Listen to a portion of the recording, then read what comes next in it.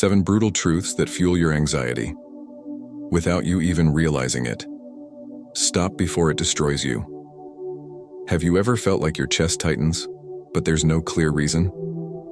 Like your thoughts are sprinting ahead of you, dragging your body along, and no matter how many times you breathe, something deep inside stays restless? That's not weakness. That's not just stress. That's anxiety trying to speak a truth you've been taught to ignore. Because the truth is, anxiety doesn't always come with sirens. Sometimes it shows up as overthinking at 2 a.m., as guilt for resting, as the strange panic you feel in moments that are supposed to be calm. It's subtle, quiet, embedded in how you think, what you believe, and how you treat yourself when no one's watching. And most of all, it's learned, conditioned, shaped by the roles you've had to play, the expectations you've carried, and the stories you've told yourself just to keep functioning. This isn't a list of generic tips.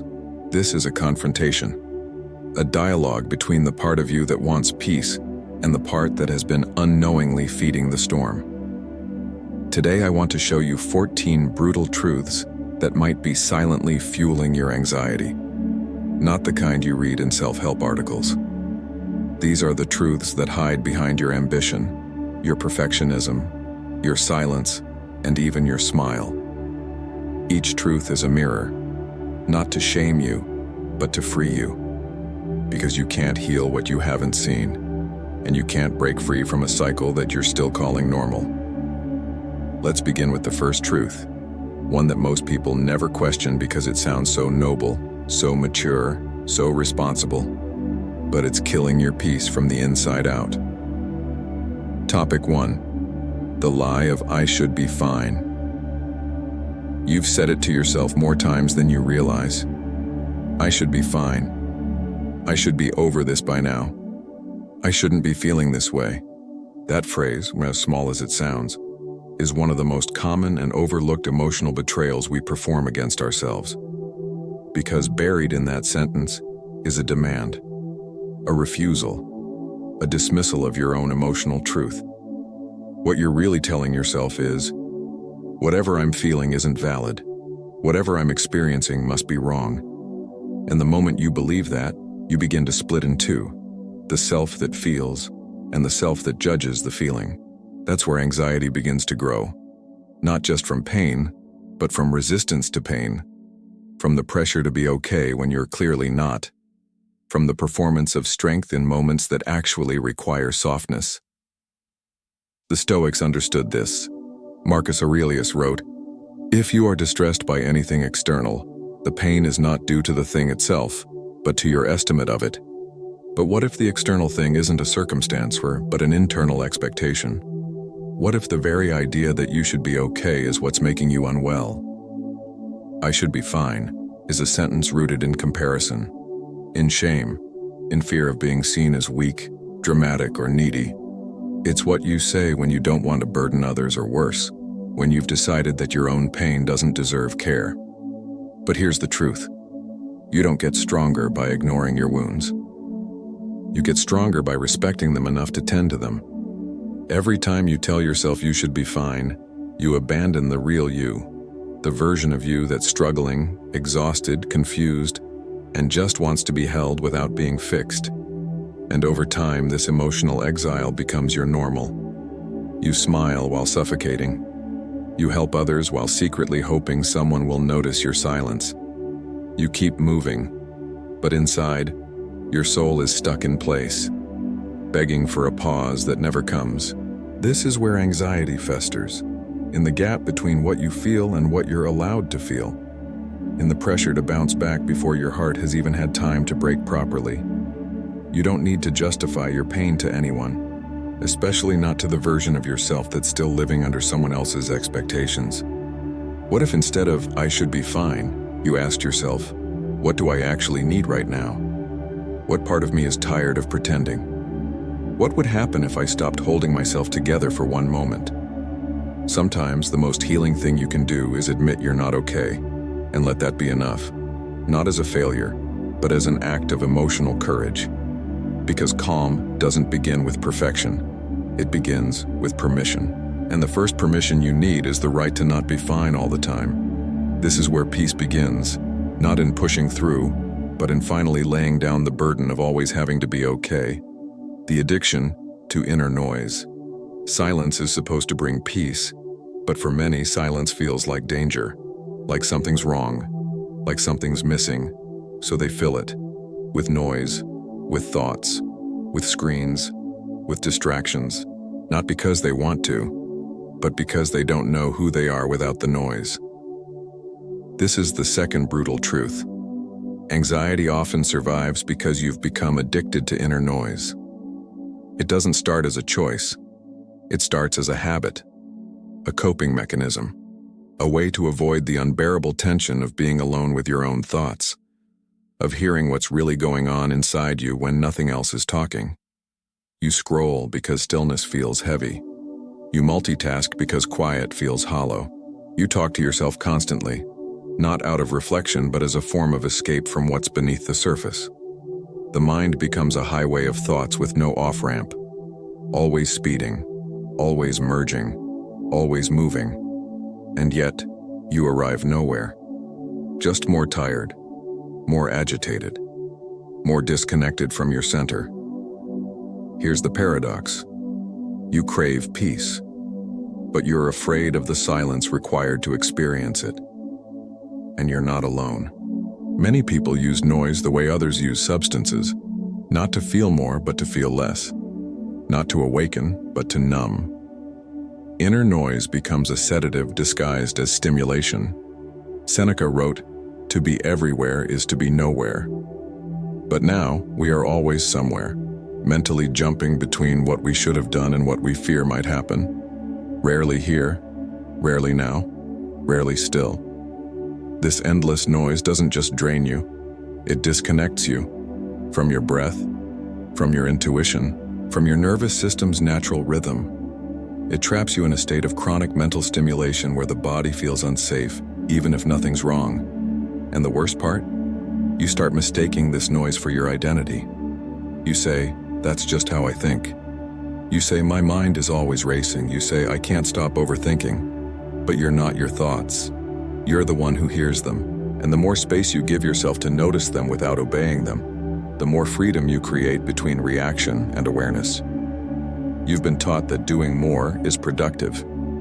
But the most powerful change often comes in moments of deep stillness, when the noise fades just enough for your real needs to be heard. Here's the truth. The mind will never go silent on its own.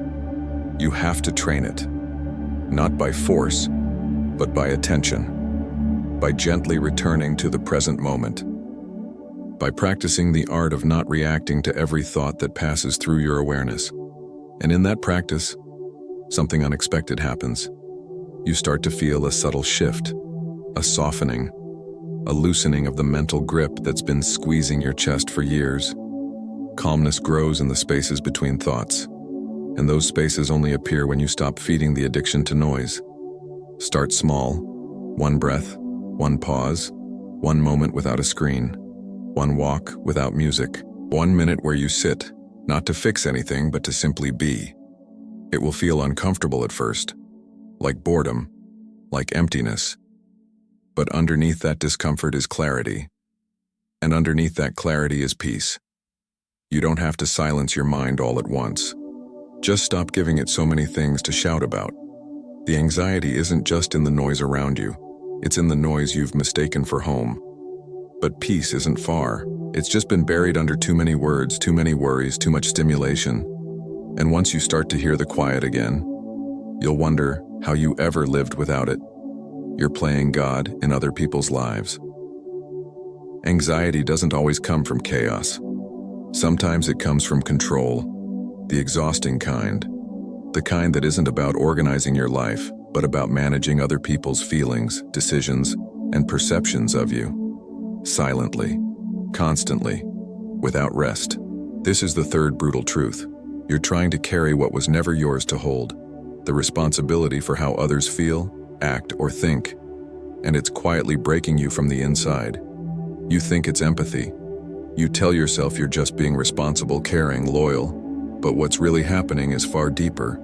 more unconscious and more dangerous. You've begun to take on a role that isn't yours. You've become the invisible architect of everyone's experience. The one who has to keep the peace, manage the energy, soften the tension, predict reactions, and absorb discomfort before it ever reaches the surface. You've made yourself the emotional airbag for people who never even asked you to. And while it looks like kindness on the outside, what it often masks is fear. Fear of being misunderstood. Fear of disappointing someone. Fear of not being needed. Fear of being seen as too much or not enough. So you step in, shapeshift, anticipate, overfunction. You try to control how others experience you because deep down, you've tied your safety to their approval. Epictetus once taught that some things are up to us and some are not. That is the foundation of all inner freedom. But when your nervous system has learned survival through emotional hypervigilance, that wisdom feels almost impossible to live. You don't just want people to be okay. You need them to be okay because if they're not, part of you feels responsible for fixing it. So you say yes when you want to say no. You apologize for things that aren't your fault. You over-explain, overthink, and overpromise. And the anxiety builds. Not because of a lack of boundaries, but because you've convinced yourself that your worth is measured by how little discomfort others feel around you. But here's the truth. You're not God in anyone's story. You're not their healer, their fixer, their savior. And you're not responsible for managing the emotions they haven't learned to carry themselves. The moment you try to take ownership of someone else's reactions, you forfeit your own peace. Let them misunderstand you. Let them be uncomfortable. Let them walk their own emotional journey without you cleaning up the path.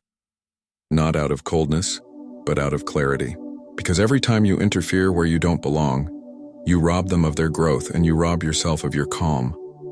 True peace isn't found in controlling how people see you. It's found in releasing the need to be understood by those who haven't done the inner work to understand themselves. This doesn't mean you stop caring. It means you start trusting. Trusting that others are capable of handling their own discomfort. Trusting that your job isn't to manage outcomes but to stay in integrity with your truth. Trusting that what's yours will remain, and what isn't will fall away. When you stop playing God, you start becoming human again. And in that humility, you'll find something deeper than control. You'll find the quiet strength of inner alignment, where peace no longer depends on how others respond, but on how faithfully you live in your own presence. You are not here to be perfect. You are here to be real. And real people don't hold up other people's worlds. They live fully in their own, and that's more than enough. The hidden violence of self-improvement. At first, it feels noble. The books, the habits, the plans to become better, more disciplined, more productive. You tell yourself this is what growth looks like. That change is supposed to feel uncomfortable, that you're evolving. But beneath the motivation, beneath the structure, beneath the rituals you stack on top of your restless mind, something deeper is happening. You're punishing yourself in the name of progress. This is the fourth brutal truth. Not all self-improvement is healing. Some of it is self-rejection dressed as ambition. Some of it is violence, subtle, quiet, socially approved, but violence nonetheless. Because every time you look in the mirror and say, I have to be better, there's a silent echo underneath. I'm not enough as I am. So you keep striving, hustling, optimizing, not out of joy, but out of fear. Fear that if you stop improving, you'll fall apart, be left behind, lose your value, disappear. We've built a culture that worships transformation but forgets wholeness, that glorifies becoming but neglects being. That teaches you to chase the next version of yourself without ever learning to love the one you already are. And so anxiety grows, not from failure, but from this never-ending climb toward a version of yourself that's always just out of reach. You meditate, but not to find peace, to become the kind of person who meditates. You journal, but only to fix what's wrong. You listen to podcasts like prescriptions. You chase healing like it's a race. But you can't shame yourself into serenity. You can't force your way into softness. You can't criticize your way into peace. Even stoicism, misused, becomes a weapon when you treat detachment as a tool to suppress emotion rather than understand it. Marcus Aurelius wrote, "Very little is needed to make a happy life. It is all within yourself, in your way of thinking." But what happens when the way you think has become a war zone of perfectionistic pressure? Improvement without compassion is emotional starvation. You might look disciplined. You might seem composed, but inside you're bleeding from 1,000 invisible cuts, the ones you gave yourself every time you said, "Not yet, not enough, try harder." Real transformation doesn't begin with doing more. It begins with asking better questions. Not, "How do I fix myself?" but "What part of me needs gentleness right now?" Not, "What habit will make me worthy?" but "When did I decide I wasn't already whole?" You can grow without abandoning yourself. You can stretch without snapping your spirit in half. You can move forward without turning your life into a checklist of constantly unmet goals. Discipline matters. Responsibility matters. But not at the cost of your nervous system. Not at the cost of your joy. Not if you've turned your daily rituals into silent punishments for not being perfect yet. The healing you crave isn't at the end of a 30-day challenge. It's here, in this moment, in your ability to pause, breathe, and whisper to yourself, "I'm allowed to be in process." Because the deepest peace doesn't come when you reach the top. It comes when you realize you don't have to climb every mountain just to prove your worth. Let yourself be unfinished. Let yourself be whole anyway. You're grieving the life you never let yourself live. Some forms of grief don't come with tears. They come with restlessness, a heaviness in the chest that has no name, a vague ache that follows you even on good days. You can't explain it, but you feel it, like a quiet sorrow pulsing beneath the surface of your life. This is the fifth brutal truth. A part of your anxiety is grief, not over what you've lost, but over what you never gave yourself permission to live. You're mourning a version of yourself that could have been, the life you glimpsed in daydreams but never pursued, the joy you postponed, the bold moves you talked yourself out of, the years you spent making yourself smaller just to keep the peace, just to be accepted, just to feel safe. You thought you were just being realistic, responsible, practical. But something inside you was watching, the part of you that dreamed, that wanted more, that longed for expression and freedom. And now that part sits quietly in the shadows of your life, whispering, "What if?" Anxiety isn't always about what's happening now. Sometimes it's the accumulated noise of every suppressed desire, every delayed decision, every swallowed no and fake yes you offered to the world when you should have offered yourself truth. You start to feel trapped, not by your circumstances, but by the version of life you settled for. You smile, but it doesn't reach your eyes. You succeed, but it doesn't touch your soul. You keep going, but deep down, you're haunted by the sense that somewhere along the way you abandoned the path that was truly yours. Grief doesn't always come with loss. Sometimes, it's the ache of never having tried. And no one told you this would feel like anxiety. No one told you that avoiding your own potential would leave you emotionally breathless. No one told you that saying yes to a safe life would mean saying no to an authentic one. You think, maybe it's too late. You think, I've already chosen. You think, I wouldn't even know where to begin. But you don't need to rebuild your entire life overnight. You just need to acknowledge what was buried, what was silenced, what still wants to live. Seneca wrote, "It is not that we have a short time to live, but that we waste much of it." But this isn't about shame. This is about reclaiming, about forgiving yourself for what you didn't know, about letting yourself feel the grief you've been too busy to name. Because when grief is ignored, it becomes anxiety. But when grief is honored, it becomes direction. It becomes clarity.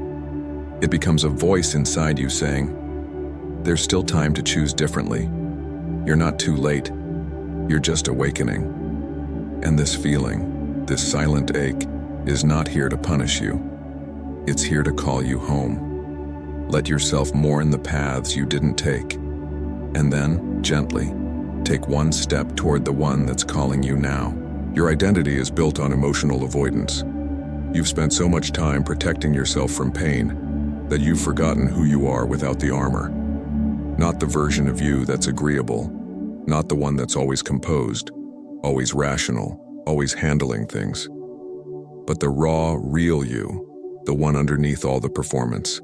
This is the sixth brutal truth. Your identity might not be built on authenticity, but on avoidance, on everything you've tried not to feel. Maybe you became the strong one because no one else was. Maybe you became the caretaker because love always felt conditional. Maybe you became the achiever, the pleaser, the logical one, not out of choice but out of survival. Somewhere along the way you learned it wasn't safe to feel. That sadness made you vulnerable. That anger made you unlovable. That fear made you weak. So you learned to edit yourself, shrinking your emotional range to fit the expectations of a world that praises resilience but punishes honesty. And now, you don't know how to stop. You smile when you're anxious. You explain when you should be expressing. You analyze your feelings instead of allowing them.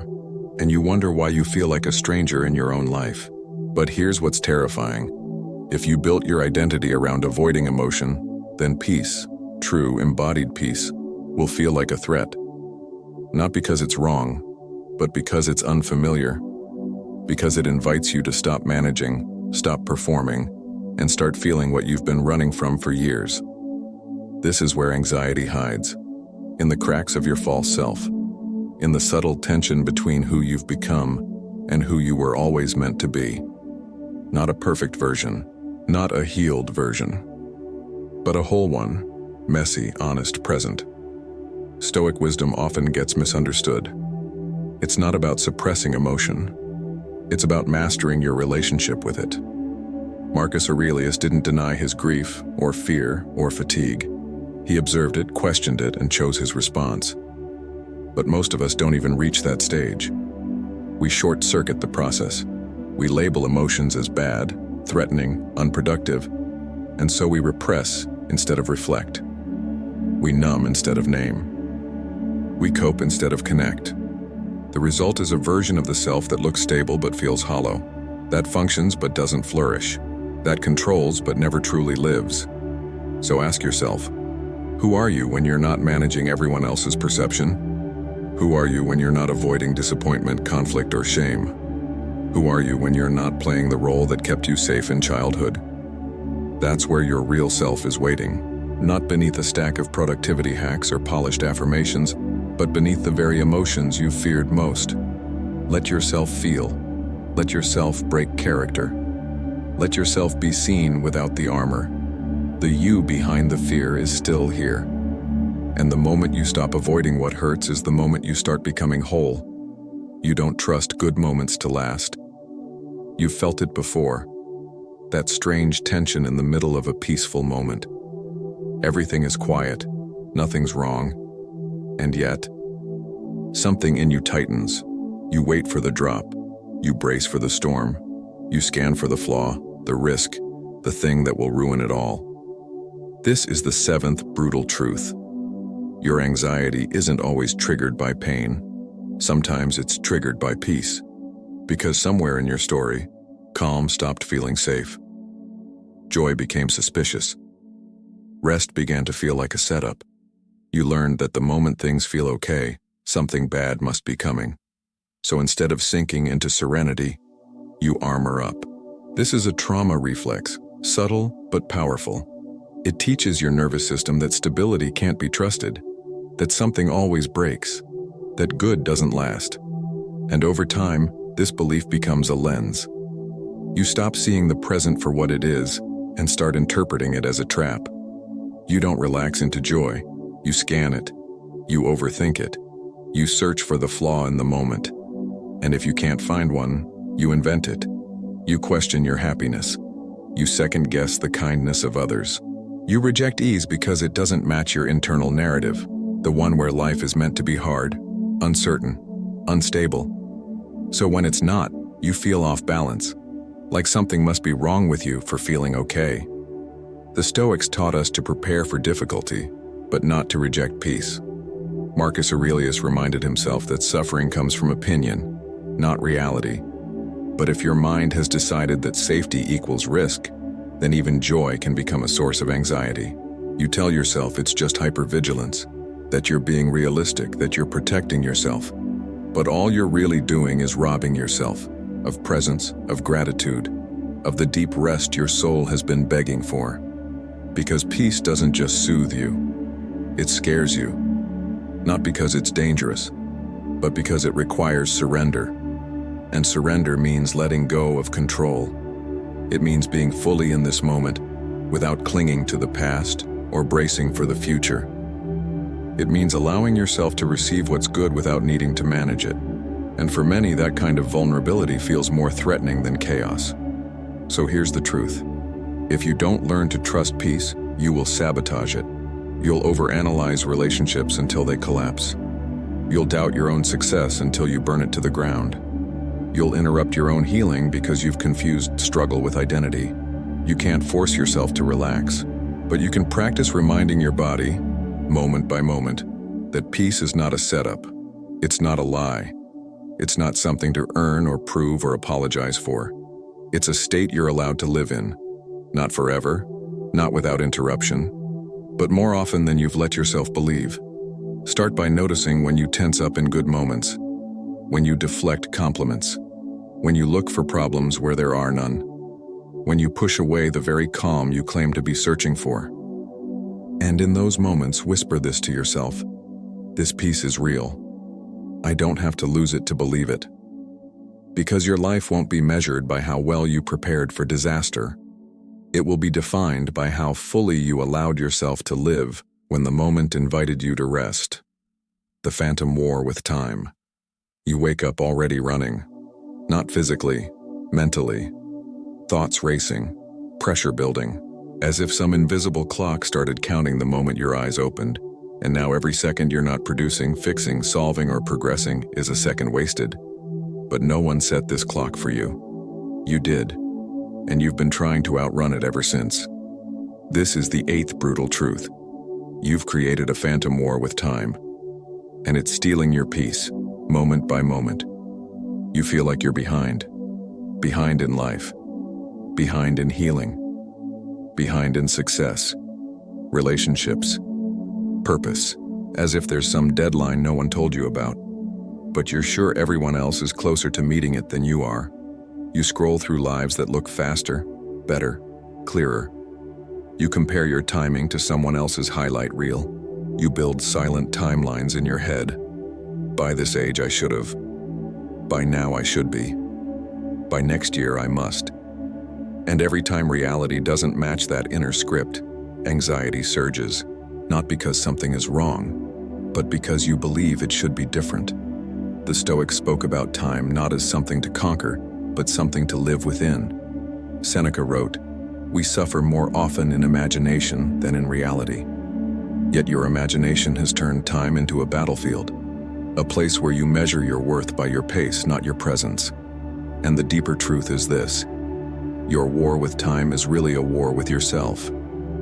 With the part of you that believes you're only valuable when moving forward. The part that can't rest without guilt. The part that fears stillness because it feels like failure.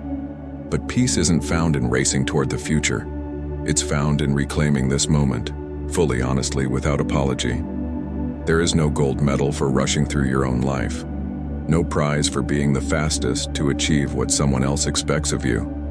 All you'll find at the finish line is exhaustion. And if your nervous system is constantly reacting like there's a fire to put out, you'll never feel safe enough to be fully present, even in the moments that matter most. So pause. Ask yourself, who taught you that speed equals success? Who made you believe that progress must always be visible, measurable, impressive? And more importantly, what are you losing by living as if you're late to your own life? Time doesn't need to be conquered. It needs to be befriended. You don't need to speed up. You need to slow down long enough to hear what this moment is asking of you. Not your next version, not your future self, but you, here, now. The anxiety you feel isn't always a signal that something is wrong.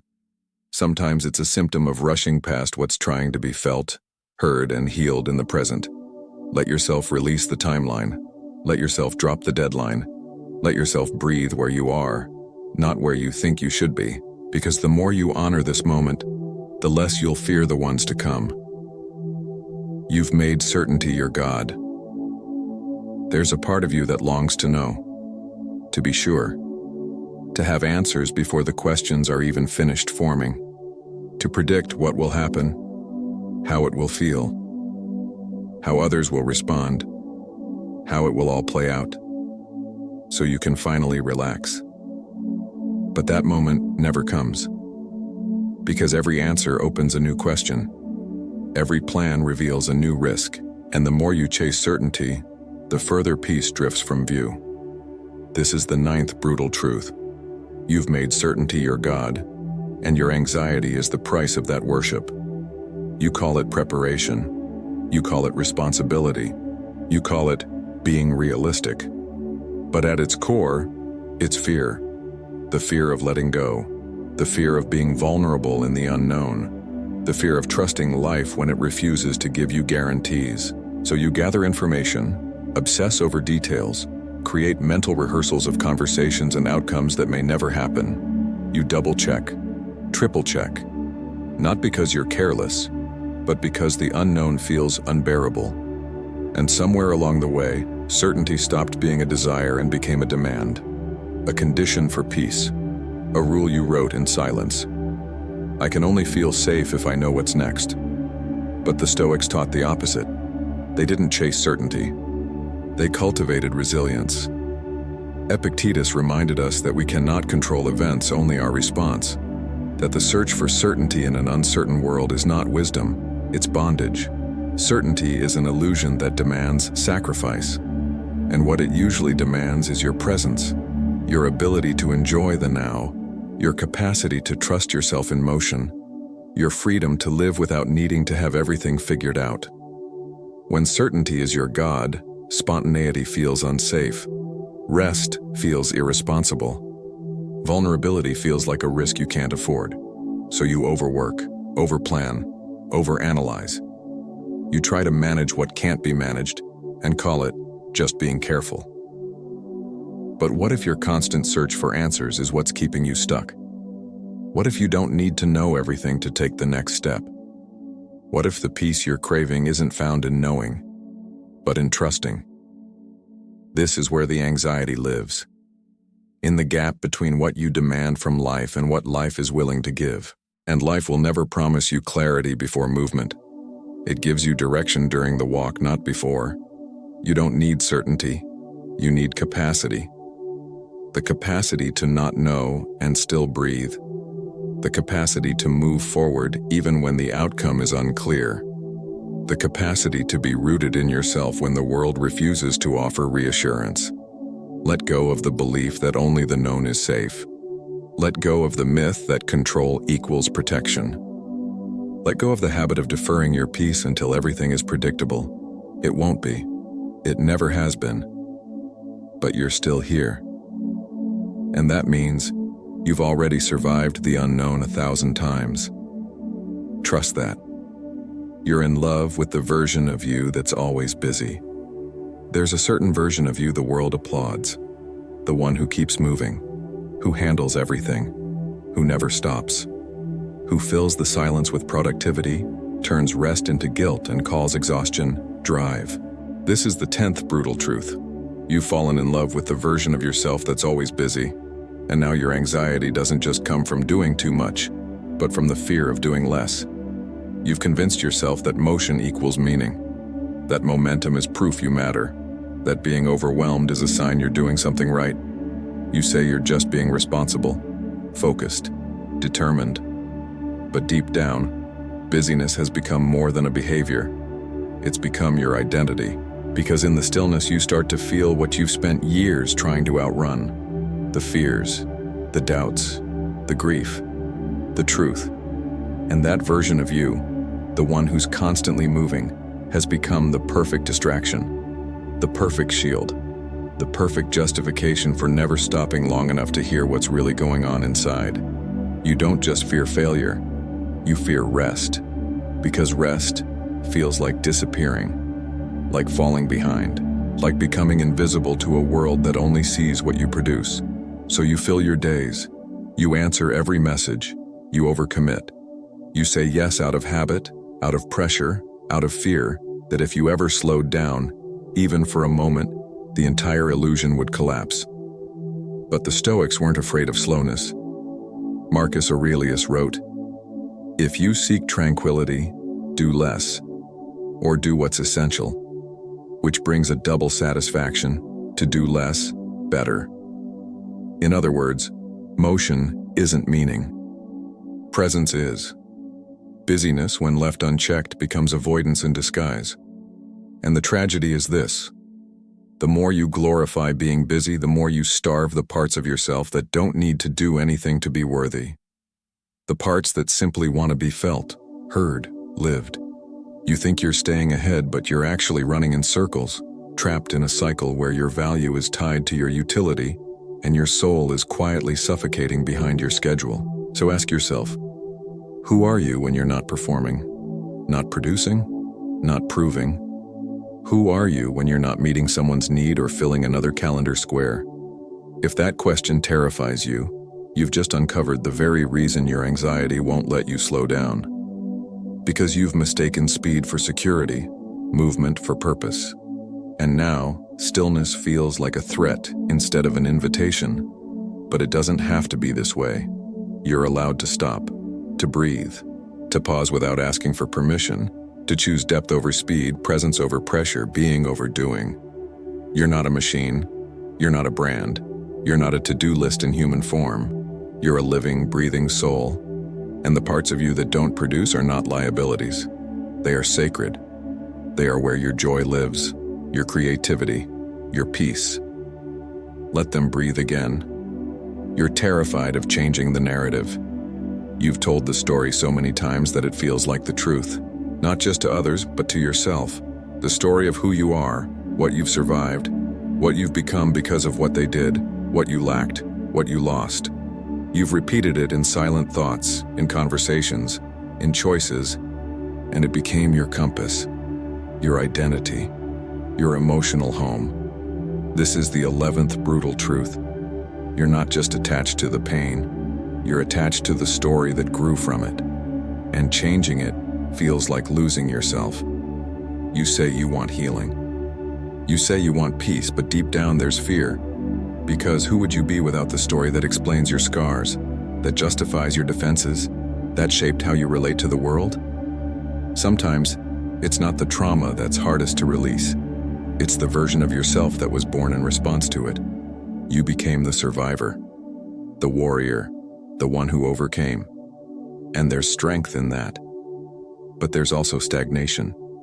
Because when the story stays the same, so do you. Even if life is different now, even if the threat is gone, even if the healing has already begun. The Stoics knew that our interpretation of events shapes our entire experience. Epictetus taught, "It's not what happens to you, but how you react to it that matters." But reaction can become habit, and habit can become identity.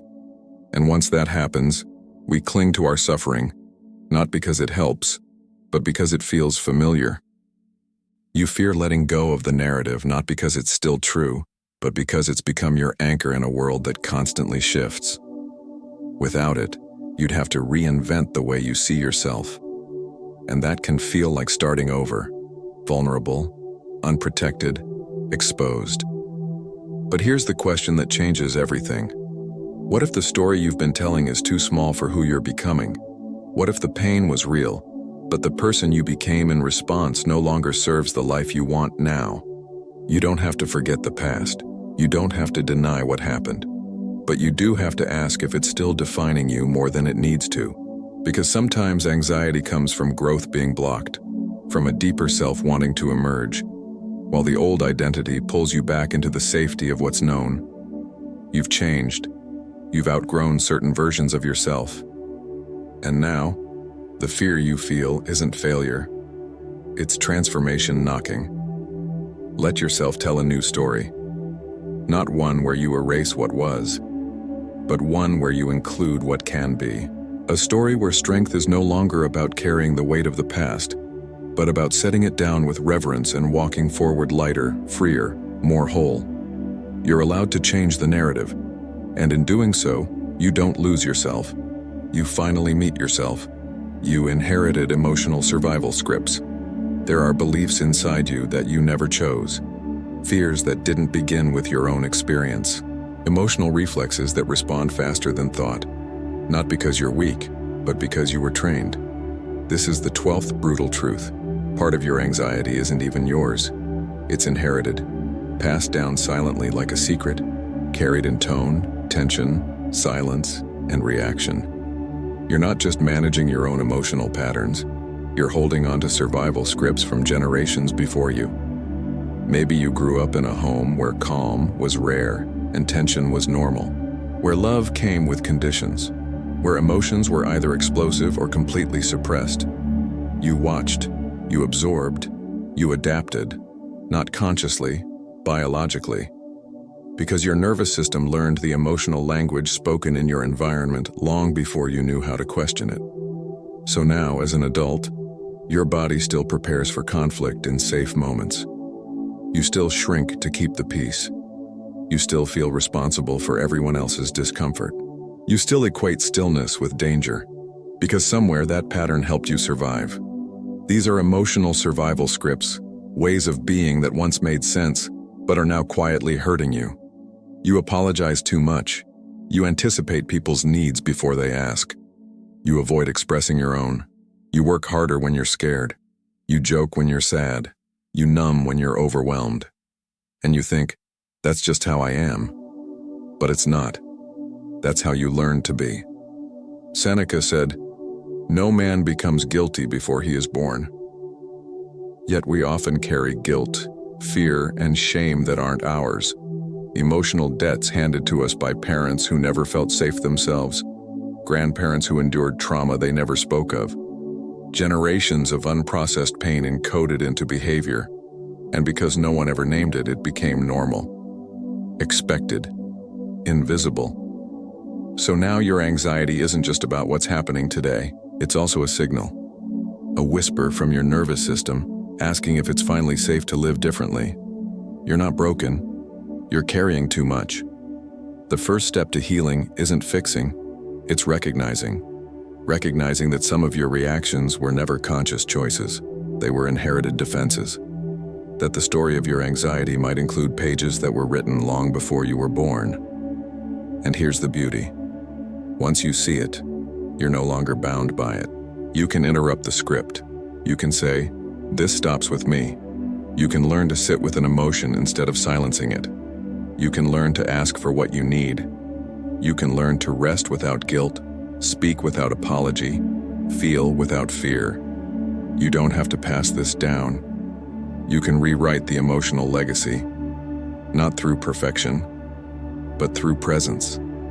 You're the first in the line who's conscious enough to question it all, brave enough to feel it fully, clear enough to change it slowly. You're not just healing for yourself, you're healing the echo of every voice that never got the chance. The body remembers what the mind denies. You can tell yourself 100 times that it's over, that you've moved on, that it wasn't that bad, that you're strong enough now. But your body doesn't speak in words, it speaks in symptoms. This is the 13th brutal truth. You may have mentally survived what your body is still holding on to. Because the body remembers what the mind works hard to forget. You flinch when someone raises their voice, even if they're not angry. You tighten your jaw during small talk. You hold your breath when you're alone with silence. You feel tension in your chest, stomach, or shoulders for reasons you can't explain. That's not imagination, that's memory, stored in muscle, posture, breath, and instinct. Trauma isn't just what happened. It's what happened inside you when you had to suppress what you couldn't express. And that suppression doesn't disappear. It sinks beneath rational thought, beneath daily awareness, into your nervous system, into the very rhythm of your body's response to life. You may not think about the pain anymore, but your body still prepares for it. You may not talk about the fear, but your pulse still rises when triggered. You may function well, even succeed, but underneath the strength is a system that never truly stood down. This is why anxiety doesn't always respond to logic, because it isn't just a thought problem, It's a body problem, a response built in the language of survival. And this is where many people get stuck. They try to think their way into healing, to rationalize their past, to explain themselves out of panic. But healing is not intellectual. It's somatic. It's cellular. It's a return to safety not just in the mind, but in the body. Marcus Aurelius said, "You have power over your mind, not outside events. Realize this, and you will find strength." But what if the outside event that shaped you is now living inside you? That's why your healing must include the body, not just with movement, but with attention, with slowness, with practices that teach your nervous system that the threat is no longer here, that it's safe to feel, to soften, to release. This doesn't mean reliving the pain. It means letting the body complete what it never had the space to finish. The tears that were held in, the screams that were silenced, the fear that was pushed down in order to survive. Because the body keeps the score, and unless you listen, it will keep repeating the same tension, the same reaction, the same panic until it's heard. So listen, not to the mind's constant analysis, but to the breath, to the stillness, to the place where your pulse rises without warning, to the part of you that's been waiting patiently for permission to finally exhale. Healing is not just about understanding what happened. It's about releasing what stayed behind. Let your body tell the truth, and let your awareness meet it with compassion, not judgment. You don't have to force anything, just create space. Just listen deeply. Just breathe into the places you once had to numb. Because your body wants to heal. It's just been waiting for you to remember that it matters too. You can't heal what you refuse to slow down for. You keep telling yourself that when things calm down, you'll finally take care of yourself. That once the pressure lifts, the inbox clears, the bills are paid, the goals are met, then you'll rest, then you'll breathe, then you'll finally deal with what's quietly breaking inside you. But that day never comes. This is the 14th and final brutal truth.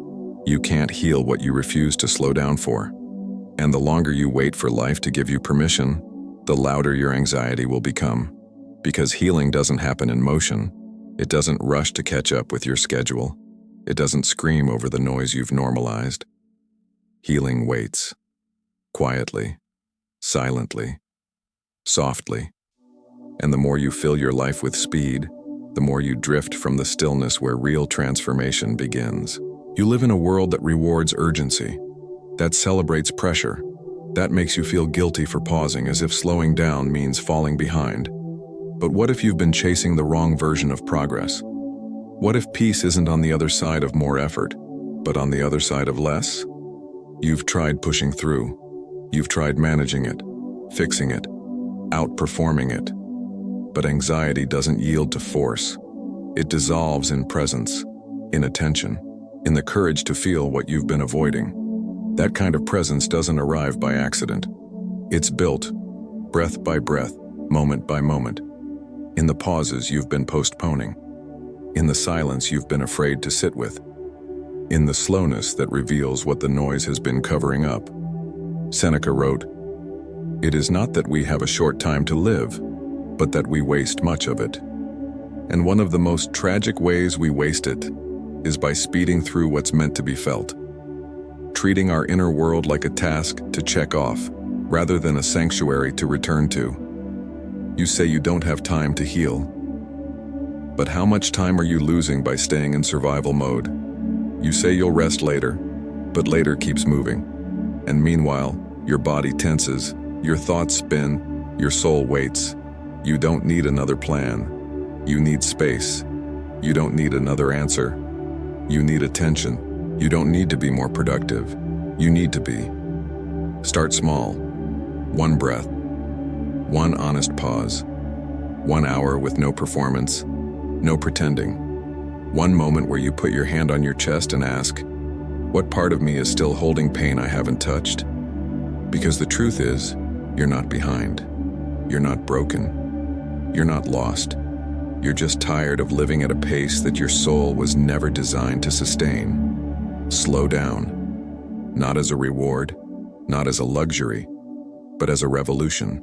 Because peace doesn't wait for you to finish your to-do list. It waits for you to return to yourself. And it starts right here, right now, in this breath, in this pause, in this decision to no longer run from what's already inside you, waiting to be held, not rushed through but honored. You are allowed to stop. And in that stopping, you'll finally begin.